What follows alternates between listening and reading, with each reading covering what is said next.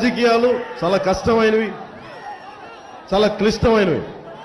ఇందాకే విశాఖ ఉక్కు నిర్వాసితులు అంటే 23,026 ఎకరాలు అనుకుంటా ఆ భూమి 1970లో ఈ రోజున మన గాజువాక ఇక్కడికి ఇంతమంది రావడానికి కానీ మొట్టమొదటిగా వచ్చింది విశాఖ ఉక్కు పరిశ్రమ. మరి దానికి భూములు ఇచ్చింది మన గాజువాక రైతులు. 17,000 మంది రైతులు 26,000 ఎకరాలు ఇస్తే ఈ రోజున విశాఖ ఉక్కు పరిశ్రమ వచ్చింది.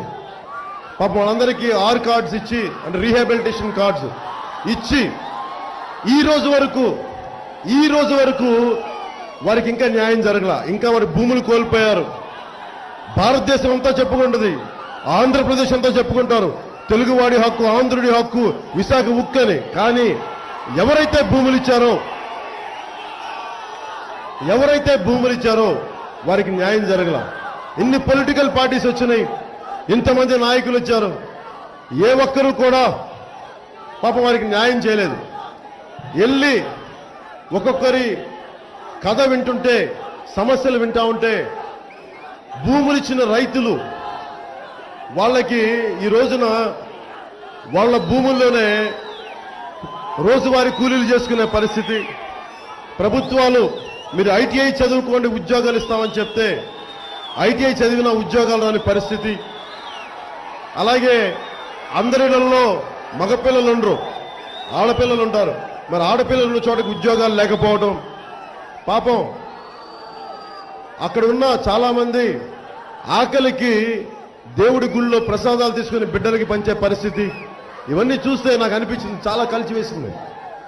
రాజకీయాల్లో ప్రస్తుతం మనకు కావాల్సింది మానవత్వం లోపించింది. ప్రతి ఒక్క రాజకీయ నాయకుల్లో మానవత్వం చచ్చిపోయింది.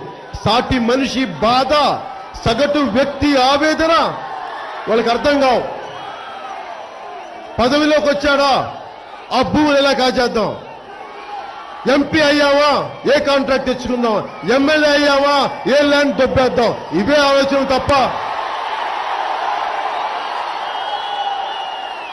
యువతకి ఏ ఉద్యోగాలు ఇవ్వాలి, ఎట్లాంటి క్వాలిటీ లైఫ్ ఇవ్వాలి అంటే ఒక పక్షికి కూడా గూడు పెట్టుకునే ఒక ఆకాంక్ష, దాని గూడు పెట్టుకుంటే పక్షికి కూడా గూడు ఉంటుంది. కానీ మనిషికే గూడు లేదు, ఇల్లు లేదు, వాకిళ్ళు లేదు.